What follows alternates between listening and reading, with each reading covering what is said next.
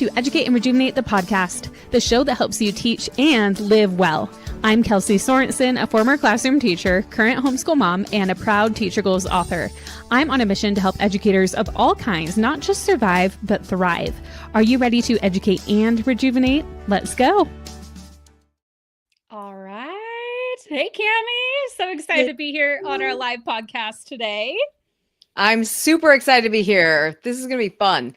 Yes, and it looks like we're not having the glitch we had before. It looks like we have Facebook working. Can someone who is watching on Facebook confirm in the chat that it is working for you?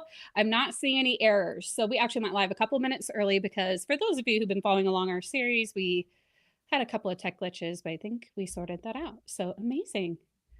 Kami, do you want to introduce yourself to everybody here before we dive in? And while everybody's getting situated, grabbing their summer sip, whatever you're sipping today. I love that. Super fun. Yeah, I'm Kami Wanous, the Freedom Scholar. And so we were just talking about this, that I was also a teacher. I was a high school English teacher for 7 years before having my son, and also being married to a teacher who my husband is in his 28th year teaching now. So I know a lot about what's going on in and out of schools, and we've homeschooled my son since the very beginning. So he's never been to school, and he says he doesn't want to. He's like, yeah, no thanks. But it's really amazing to be able to help parents, which is what I do right now. And since COVID, where the school shut down and parents were really freaking out about whether they were going to continue distance learning. I'm out here in California, and we had, it was a lot of distance learning. And my husband was teaching that, and he was not happy about that. It was not fun for middle school, right? Can you imagine middle schoolers with, I know you elementary teachers, you have even more to be, you guys are amazing. But during that the shutdown for the schools, parents were freaking out, and they didn't want their kids to do distance learning anymore. But they were thinking maybe we should homeschool, but that's scary. I don't know what that looks like. And so I just have felt a real call to help them, to inform them based on my experience from both sides of the fence. And I'd been homeschooling for a lot of years at that point. And so I was really excited to help them really get informed. And then also it's always been one of my goals to really raise up leaders, the next generation of leaders. And in order to do that, we have to have lifelong learners. And we're going to talk more about that later, I know. But the lifelong learners, it's about educating parents and teachers also too, because I've been a teacher as well, to think more instead of box checking, think about inspiring love of learning. It's hard to do in the system, but it is something that is possible within what we have the scope of ownership for.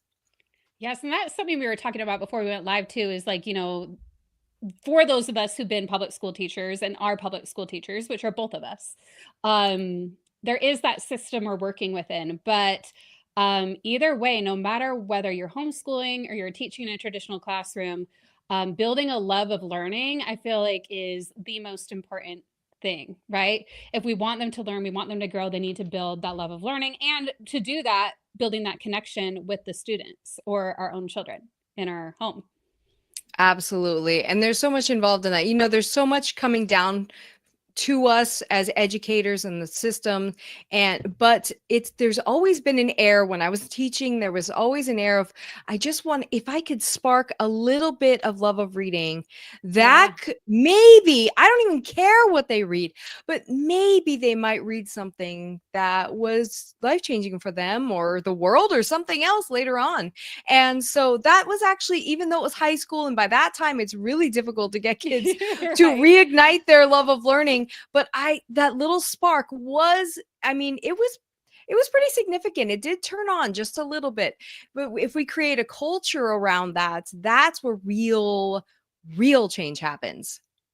Yes, I'm so excited to dive into how do we create that culture? We're going to talk about that. Welcome, Margaret. Welcome, Jenny. Welcome, Vanessa. Those who are here live, Latrice, hello.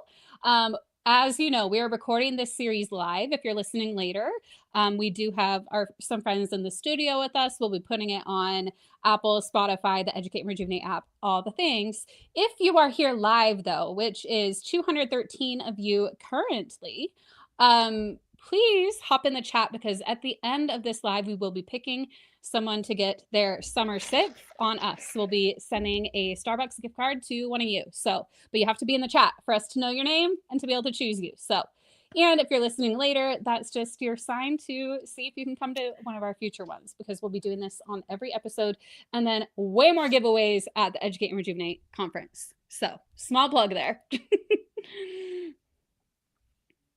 All right, Vanessa says, I agree. I just added a bunch of graphic novels into my classroom to hopefully increase student interest. I love that, because my kids, for example, my children in my own home, they love the graphic novels. They love the I Survived series. Who else? Whose kids love I Survived? My kids are obsessed with it. And Wings of Fire, the graphic novel version. And you know what? It gets them excited about reading, and then like dipping their toes in more, so then, oh yeah, let's read maybe the actual chapter book version of Wings of Fire, for example. So it's a great way to make sure that they're excited about learning and then building that relationship. Absolutely. That's a great way. And you know, something graphic novels are also really good for is kids with special needs, or like kids with ADHD. I mean, that's Absolutely. such a great way for them to stay engaged and to really have bite-sized things. I know y'all already know that, but it's such a Yeah. good way to do that.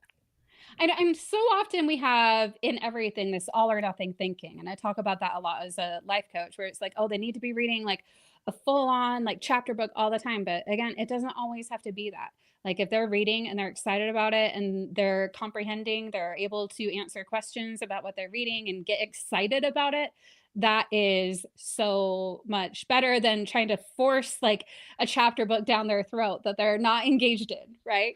Yeah, and you know, this is not something that we were kind of on a We little weren't. tangent, but I love We are it. on a This is tangent. We are totally on a tangent here. I'm so down with this. Is awesome. But you can still do those audiobooks, the graphic novels, things Yes. like that, that engage them and then also help them with reading, right? Reading skills, but then have a family read aloud, if you're in a classroom, you can have a classroom read aloud book that you do like 15 minutes a day or something like that, to where they are listening to a chapter book or reading a chapter book together, and Yep. it's more accessible that way, because then you're having a discussion, you know, you're in experiencing it together, instead of just having to plow through this, plow through this big chapter book by yourself. I love that. And we just started that in our home actually too. We've started the Impossible Creatures book. Have you read that one yet? I haven't, no. It's like really cute. I mean, we're like at the very beginning. We just started it, but I love doing the read alouds. I think it's a great way with your children at home. And again, it's summer right now. A lot of the teachers are parents too. Listen to any of this and think about, how can I use this with my kids at home? How can I use this with my students in the classroom? It applies either way. And even high school students Even high love school. to be read to. They don't think they do. They won't ask for it, but they do love it. They do.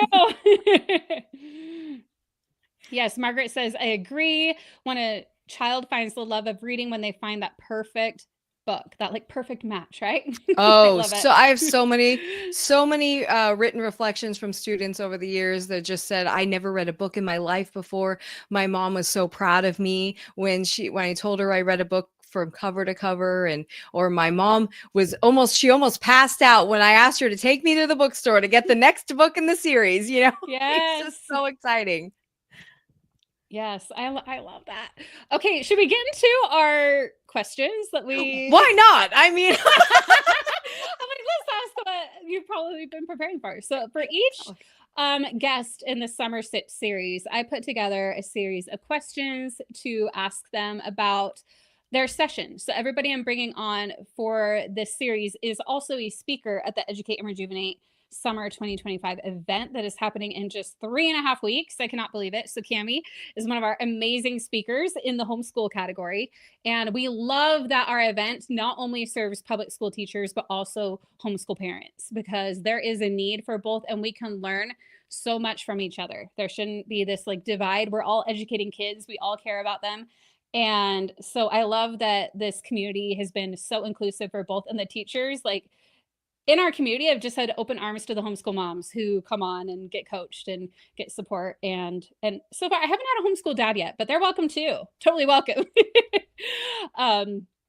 So Let's chat. We're talking about homeschooling with intention. And again, those of you who are in the public schools, you could probably take a lot of this about just teaching with intention, or Same thing. Yeah. summer with your kids with intention, right?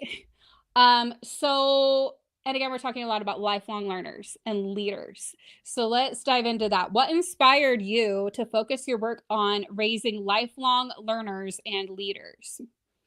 That's a really great question because it's kind of working backwards. So I am all about leadership education. I love teaching about leadership, learning about leadership, really raising up our teens to be leaders that they want to be because they want to. Mm-hmm. They just don't know how. They don't have the skills. It's not something that we have. Okay, we have leadership class in high school, but is it really leadership class? Right. And, like it's And more does it need to wait until high school? right, right. It doesn't need to, it shouldn't wait till high school for sure. I'm shooting on you now. But see, this is something that the kids want that. They see problems in the world and why is that happening that way? I need to do something about that. And some of those things are somebody should do something, but a lot of them is I could do something about that. I know my son is 16 and a half right now, and he is so into that. He's like, oh, I've got some ideas on how to fix that. And I'm like, okay, let's Mm-hmm. go.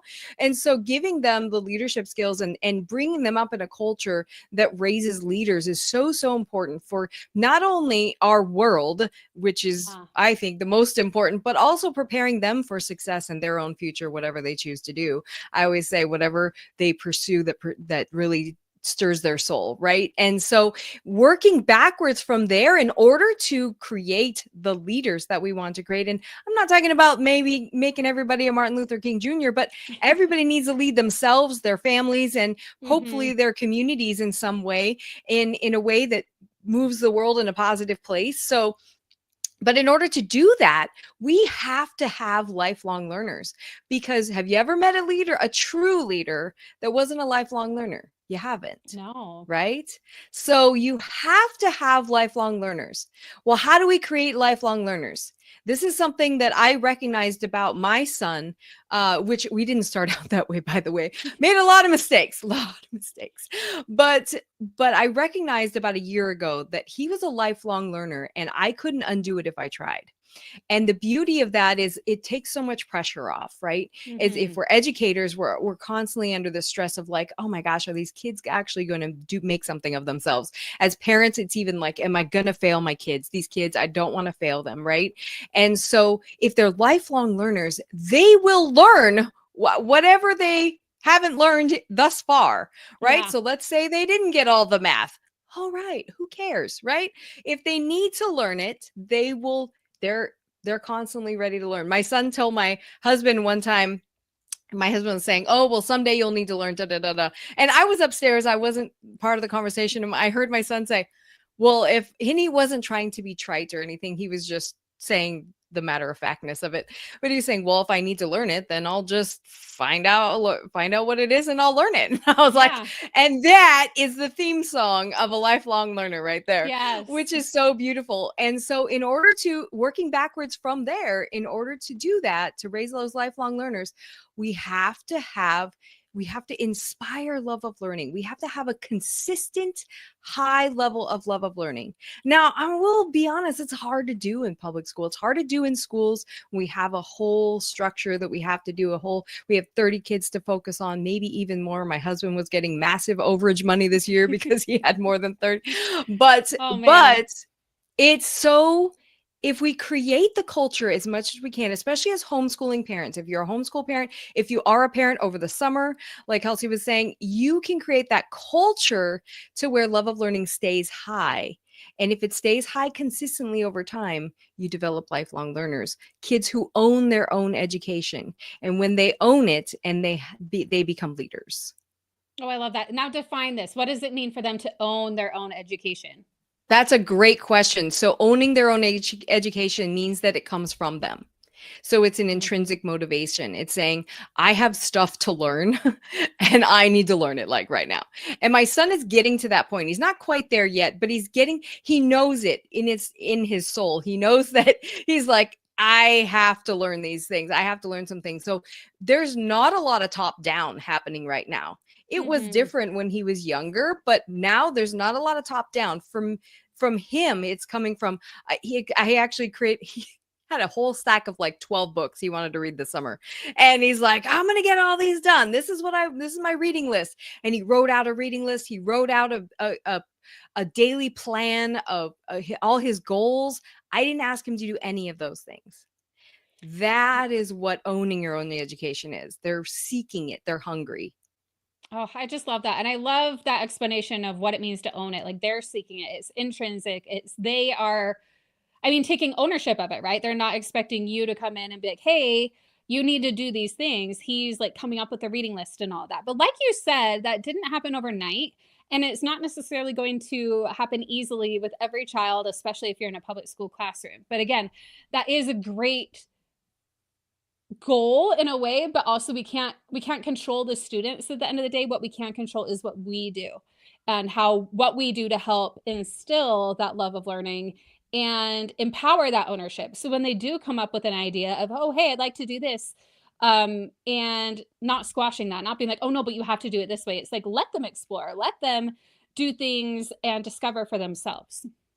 Yeah, here's a great example. So, I think it was about 6 months ago. We were watching a documentary on. He watched it. I fell asleep, but he said he was watching a Oh my gosh, so documentary. guilty. He was watching. It was like the fall of like Persian like civilizations or something like that, right? And so I find him later on, he's reading his ancient civilizations book, and I said, what are you doing, buddy? You reading your book? And he's like, yeah, we were watching that thing and I noticed there were some similarities in how those civilizations, that like, how the progression of which they went through to their Hmm. demise. And so Yeah, I'm reading this book to see if there's some other civilizations in there. And I was like, okay.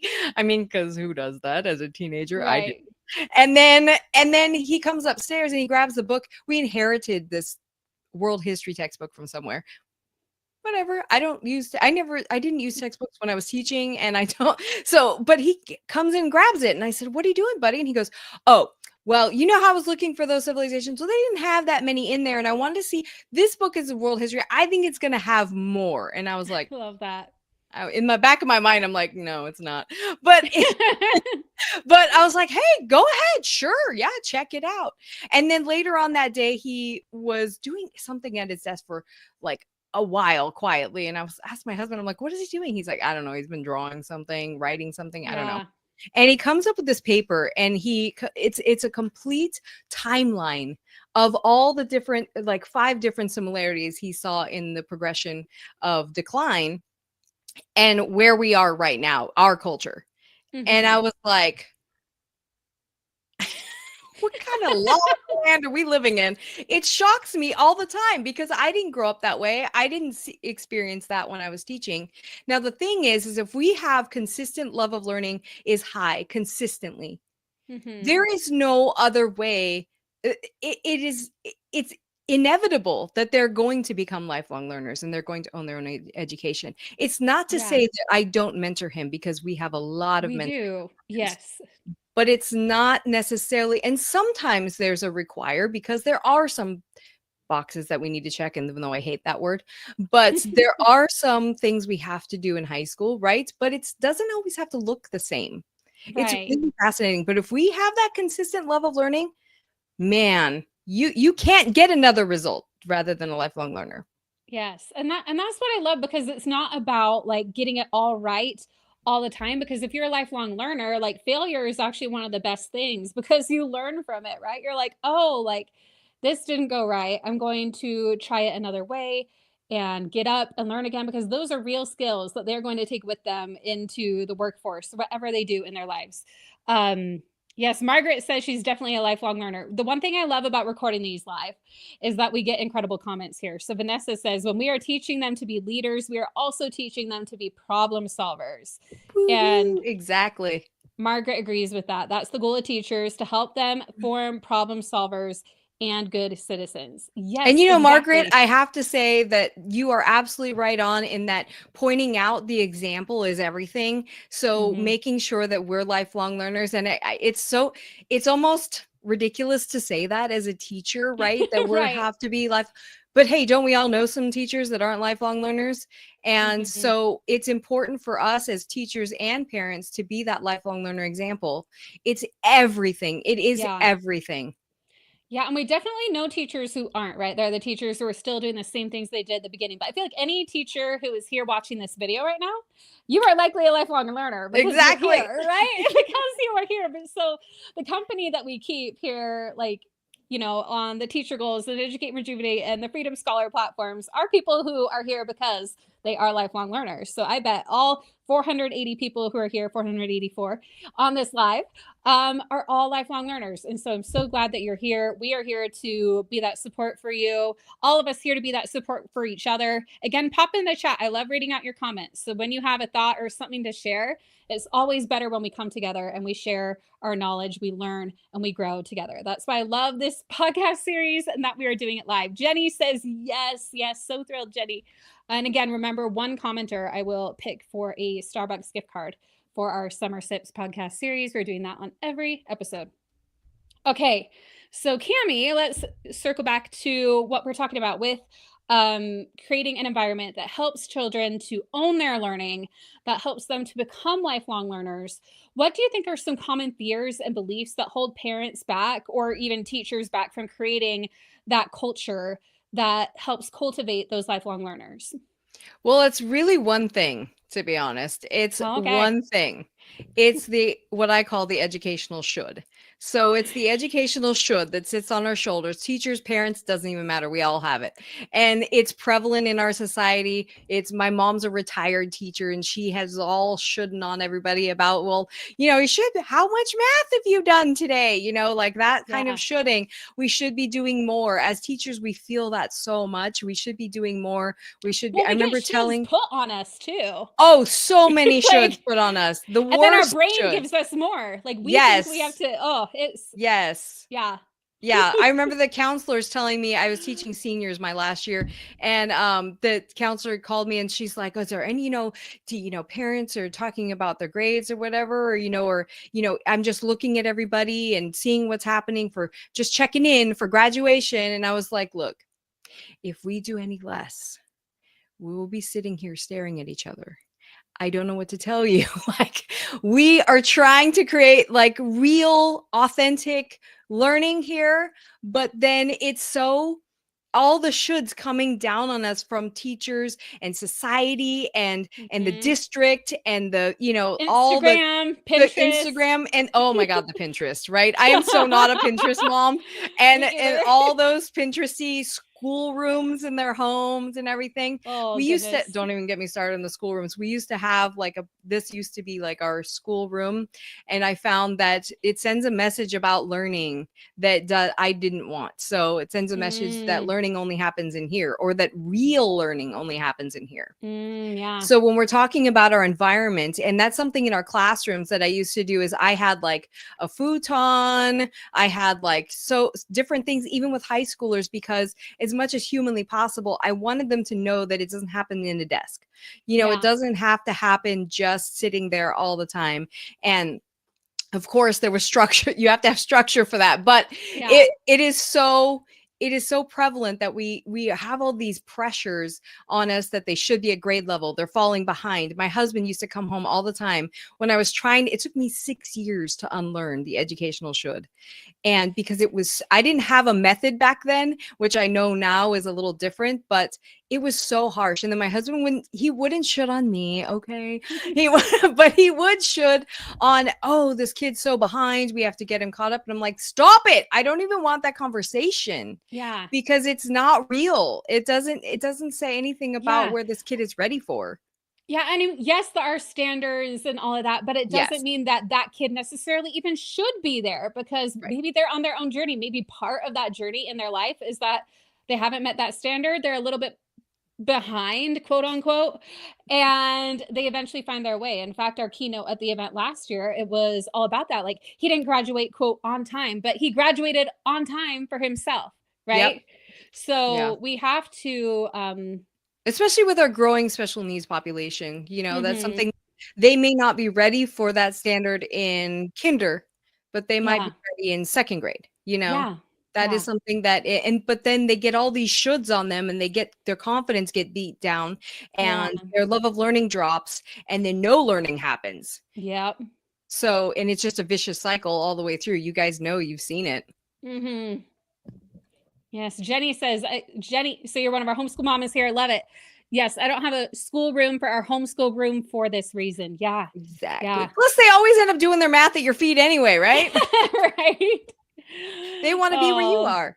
I know. We have a room, but we're not always. I mean, the main reason I have the room, to be real, is because it's great for taking pictures and stuff for like what I do. But we definitely do not do everything in there. So, and it's a different room than it used to be, and it's like way more minimalistic, which I'm cool with. So, Well, you do have to have a place to keep your stuff. I mean, moms, we right, have to be like, right, we have to not lose our sanity. yeah.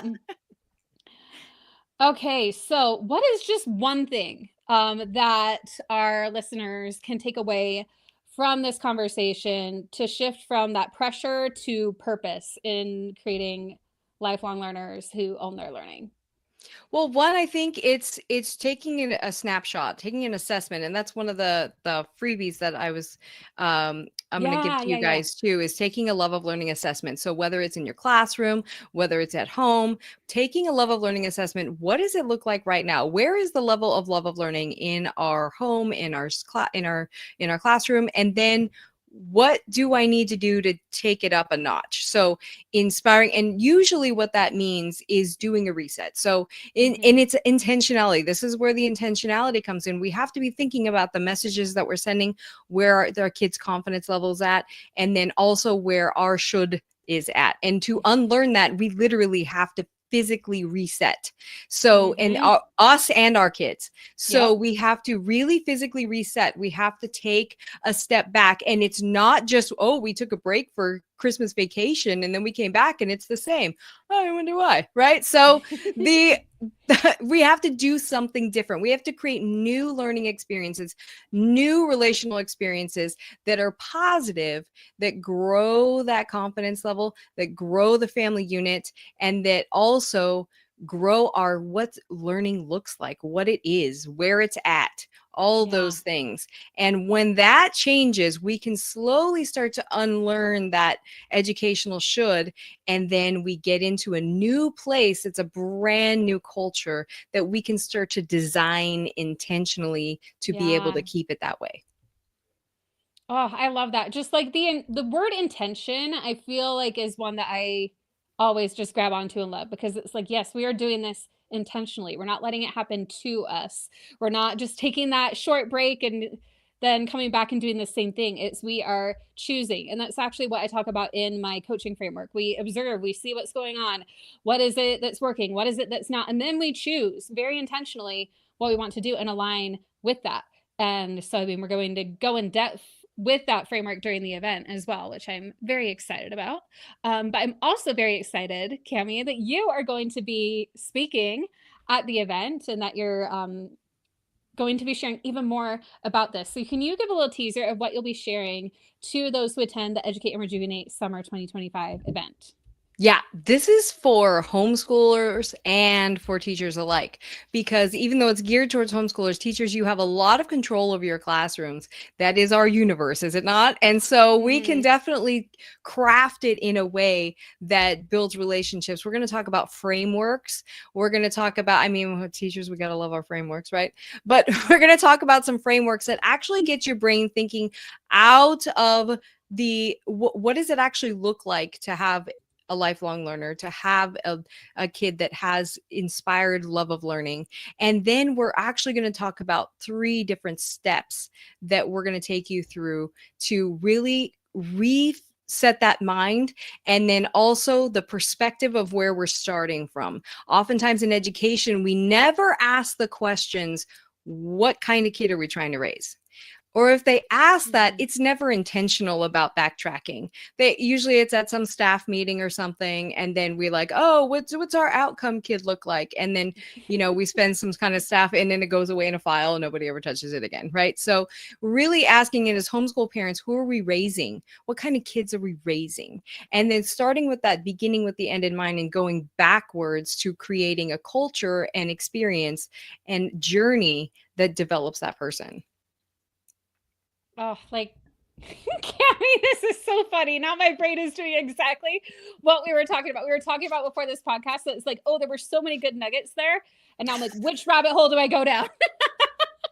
And that just shows how much good content is going to be in Cammy's session. And I love that you prefaced that it's not only for homeschool parents, it's for teachers too, because what I love that you said at the beginning was that you have a lot of control over your classroom. And I think we have more control than we even give ourselves credit for Yeah, in the classroom. And then when you're a homeschool mom, you have so much control that sometimes it can be overwhelming. Like, what do I do with all this control that I have? As far as the absolutely. environment, like cultivating, creating that environment from scratch. So I think either way, your session is going to be so, so helpful on how to get intentional with what it is we want to create, what we want to help our students to develop and become, while also, again, we are their guide. We are not like here to be like, this is what you need to do. You are going to be a doctor or whatever like that, right? We are here to help them discover what they want to learn, how they want to grow. So I love that so much. Absolutely. So why did you agree? Like there are so many events, and I know you're speaking at a few others too, but why did you say yes to being part of this conference, our Educate and Rejuvenate event happening Well, in first just of three and a all, half I'm weeks? your target audience. So I'm a homeschool mom and an educator, and like, so it Yes. is definitely, you guys are my jam. And especially for teachers, it's really difficult for teachers usually to transfer into homeschooling because there's Oh, so mm-hmm, much mm-hmm. to unlearn. And Yes. if we try to do our teacher mode, it backfires big time. That's what I did. And I Mm-hmm. watched my Me too. son's love of learning drop big time when he was 6, and I realized I was doing exactly what I knew didn't work in school. I was box checking. Mm-hmm. So that's the important thing. I feel like a real mission to make sure that we're thinking about the intentionality of what we're doing and the kids who we're teaching. And it's so difficult to individualize in public education, but in homeschooling we can absolutely do that. And that's the beauty of it. So Mm-hmm. when we are really being intentional, we can really craft something super beautiful that blows my mind every single day. Yeah. I mean, it's crazy when your kid asks you if you can, like, he hated writing for like 7 years. My fault. My fault. And because I pushed the should way too much.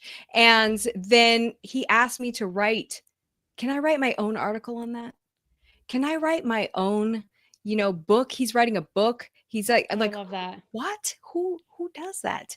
It's so crazy. And so if we can change and get out of the box mentality and get out of the thinking of those shoulds and feeling that pressure all the time, not only are we lifted, like we're rejuvenating, like Kelsey's so good at talking about, is that we can also lift up our kids and inspire kids. Because if we're feeling crushed, then our kids feel that Yeah. too. And Kelsey is the best person to talk about that.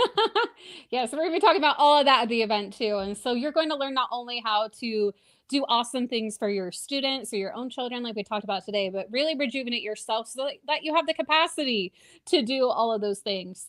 Um, so we are thrilled about this event. I created it because I wanted to offer something that was more than just another, like you were saying, box checking. Like I do Yeah. PD hours. Like Oh, I have to do something, so I might as well do this. This is more than that because not only are you learning great, awesome strategies from experts from STEM to math to writing to social emotional learning to homeschooling, and even augmented reality and fun things like that. We're going to have Trisha Fugelstad talking about that next week here on the podcast.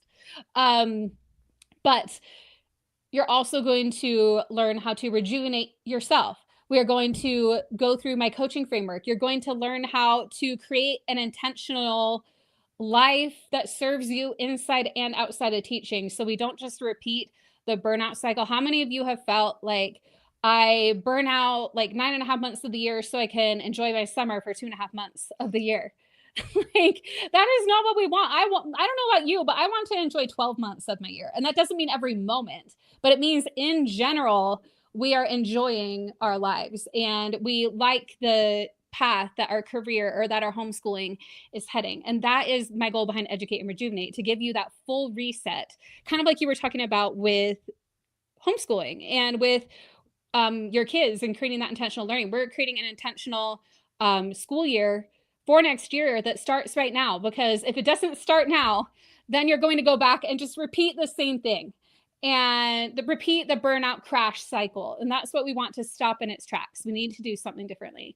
And we're going to start the day with movement. And it's very intentional movement. You'll get a workout, but it's also like kind of like yoga dance style, where you're going to really feel rejuvenated, not just from the workout, but from like the just the vibes of the workout. And then we have comedy, and then we have the coaching, and then we have all the presenters coming together at roundtables and just talking real talk. It's going to be such a great time. It's really created what I wish I had when I was in the classroom, and what I would definitely want as I continued homeschooling, right? Well, I So, feel like even more than yeah, ever now, especially teachers need that. The school environment is so not supportive. And so it's yeah. really, really important for us teachers to be able to make sure that we're being taken care of. Yes, 100%. So we would love for you to join us. So at the bottom of the screen, you'll see the link. It is educateandrejuvenate.com/summer 2025. You can grab your general admission ticket for just $5. That is less than your latte. And that is why the whole theme of this is the summer sips, because if you love what we shared today on this podcast, it's just a little sip of what you'll get with the full latte at the event. So you are going to, if you enjoyed this podcast, if you're still here, you're still listening, you belong at Educate and Rejuvenate Summer 2025. $5 will get you, and for a limited time, a friend into the event as well, because we have buy one, get one free tickets, ends on Wednesday. So go there now, grab your ticket. We hope to see you there. It's going to be a great time. But now I do have a few fun wrap up questions that I plan on asking each guest during the Summer Sip series. And then we're picking our gift card winner. So again, if you haven't gotten your comment in to be entered to win the giveaway, comment something that you learned from this episode today, or why you're excited for the event if you're coming. Latrice says she's ready. Margaret is excited to learn more while rejuvenating. Jenny is excited for the event. We are so thrilled that all of you are coming. We're going to have such a great time. Okay, so Kami, what is, again, because we like to laugh, right? We have comedy at the event. So I'm like, I need a funny question for everybody. So we're going to ask, what is the funniest thing a student or your child has ever said to you? Well, I'm sure there's 500,000 of those, but one sticks out in my mind when I was thinking about this. So one of the things that English teachers do is that when we were doing district testing, you have an essay component, and then all of the teachers would go to, we'd have a day for grading, right? So one of the things we do while we're grading is, because you go out of your mind reading the same essays over and over again, is we'd have a wall with funny things, right? So a wall with funny sayings that kids were writing. And one of the things that the kids were writing in his paper, at the end, he said, it's a doggy dog world. So he said, instead of saying dog eat dog, he said doggy dog. Doggy dog world. Doggy dog world. That's I love so that. cute. That was so great. Oh, kids are amazing. I just love the funny things that they say and do. Okay, next one. These are like quick. What do they call it? Like when they're the quick questions. Oh my gosh, there's a word for it. I know that. I can't think What's of it the now. word? There's like a phrase. Fast round. The quick lightning round. Lightning round. I think that was it. Okay, so what's one strategy that helps you feel rejuvenated, not just productive, as a homeschool parent? Gardening for me. I love that. Like just getting out in nature, gardening. Yep. Do you listen to anything while you garden, or do you just like garden, silence? Sometimes outdoors? I listen to podcasts. Sometimes I'm just out there. I love just watering by hand, just watching my things grow. It makes me happy. I love that. I want to get back into gardening, actually. But right now, my husband's been doing all the weeding and all that, which is wonderful. He's been helping me while I've been so busy preparing for this event. So Okay, the next one, and this is the last one, other than like connecting with you and everything. Fill in the blank. I educate and I educate and it's probably backwards, but develop lifelong learners and leaders. oh, I love that. I love it. Again, so we invite all of you to comment your I educate um, and let us know what it is. And actually, I don't think we have that set up on Facebook yet. I forgot. We meant to do that. But if you go on Instagram and comment I educate and on the pinned post on my profile, you will get that sign. You can post it and you'll be entered to win $100 to Amazon if you do it before the end of the event. So definitely check it out. Jonathan says, sorry for being late. Was caught in traffic. No worries. We're wrapping up here shortly, but there will be a replay here on Facebook where you are. And also it'll hit the Educate Rejuvenate app, Apple and Spotify. Okay, now where can listeners connect with you and grab your freebie, Kami?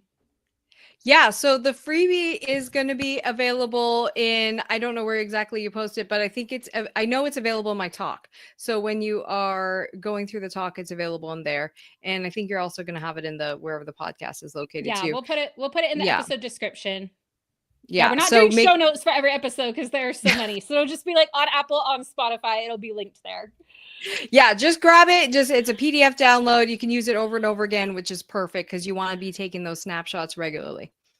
Awesome. Yes, definitely grab that freebie. You're going to want it. And then again, you'll have more context behind it when you come to the event and attend the session. You'll just get a lot more support in utilizing that. And then any final questions? I don't see any in the chat. If anybody has any final questions for Kami, put them in now. And then I will also pick the gift card giveaway winner. So random scroll. Okay, Margaret McClellan, you are the winner of the Starbucks gift card. So please email my team at hello@educateandrejuvenate.com. I'll put your name on the list so they will be watching for you to get the Starbucks gift card. If you did not win today, no worries. We'll be doing one at the next podcast, and we're giving away way more prizes at the event. So go to educateandrejuvenate.com/summer 2025. Let me show you a little bit about what that page looks like. Oh, hang on. I thought I had it pulled up. I love to show everybody just so you can be like, hey, look, this is where you need to go. This is what you need to do because we want you to join us. Okay, so I'm going to share my screen for just a second. Allow this screen. Here we go. Oh, no, this is not the right page. Please hold. There we go. Can't trust Chrome for the first link. That is for the Educate and Rejuvenate Club, which is also awesome. The email is hello. I'll put it in the chat. It is hello@educateandrejuvenate.com to claim that gift card. Okay, so again, you can claim your ticket for less than your latte. This is what the page looks like. If you want to learn more about the event, you can scroll through the page. And if you want to learn more about the presenters, so for one, we have amazing Anna Kowal. You might have seen her on Board Teachers before. She's a comedian. She's so funny. We've got, again, those workouts and yoga that I mentioned that are not only going to energize you, but help you feel fully rejuvenated. I've been going to her classes in person for over a year, and I had to snag her for the event because she's so amazing. I'll be doing live coaching with you. And then there are so many incredible speakers, and you can click on each speaker to learn more about them and what they will be presenting. So if you want to learn a little bit more about all that you can learn at Educate and Rejuvenate, you can just go to this page. You'll go to educateandrejuvenate.com/summer 2025, and you'll see like what everybody's saying about the event too. Like, so refreshing. Wow, like all the things people are saying about this event. It's our 4th year. Everybody always loves it. So we want to see you there. We're going to have a great time. Oh, and StreamYard now put us like teeny tiny. Hello. So many people, so little time. Yes. So, I mean, you'll pick and choose which sessions will be. That's the great thing. Don't feel like you have to watch all of them. There are so many amazing sessions. And if you do want to watch all of them, that's where you can go with the platinum ticket. If you want to have until the end of the year to go through all of them. If you're like, I just can't decide, I want it all, you can check out the platinum ticket. But again, we didn't want price to keep anyone from coming. That's why we made it only $5. So make sure you grab your ticket, join us at the event, and then make sure to go to the episode description to grab Kami's freebie and anything else I'm forgetting that you can think of, Kami. I don't know. You guys can contact me anywhere on Facebook or Instagram at the Freedom Scholar or Kami Wanous, either way on Facebook. So I'm always just DM me. We'll have a chat. Yes, and she's great on Instagram. So like, yeah, if you have a question for her, you're watching this, like, wait, I want to hear more about your freebie or more about lifelong learners or more about what you're going to be teaching to decide if I want to come to the event. Make sure to send her a DM. All right. Thank you, everybody, for being here. So much fun to do these podcasts live. Our next episode will be Wednesday. So be sure to check out I meant to have this link ready, the schedule I will put in the chat for all of you for the next episode. And then again, I will put that in the chat. It has the schedule for the rest of these podcasts. And then grab your ticket. The event is happening July 15th and 16th. And hope to see you there. Bye, everybody. If you loved what you heard in this episode, don't forget to hit that follow or subscribe button wherever you're listening or watching. And hey, if you're ready to take this work even deeper beyond just a podcast episode, you'll love the book that I wrote with teacher goals. It's called Educate and Rejuvenate, a 3-step guide to revitalize your teaching, renew your spirit, and reignite your passion for life. This isn't just a book you read, it's a whole experience. With your copy, you'll also get access to a full PDF workbook and exclusive reader-only course modules in our mobile app, designed to help you not just consume the content, but actually apply it to your life, even if you only have a few minutes at a time. So if you're ready to make Educate and Rejuvenate not just something you listen to, but a lifestyle you live and a mantra you carry with you every day, grab your copy on Amazon and head to educateandrejuvenate.com/book to claim your bonuses.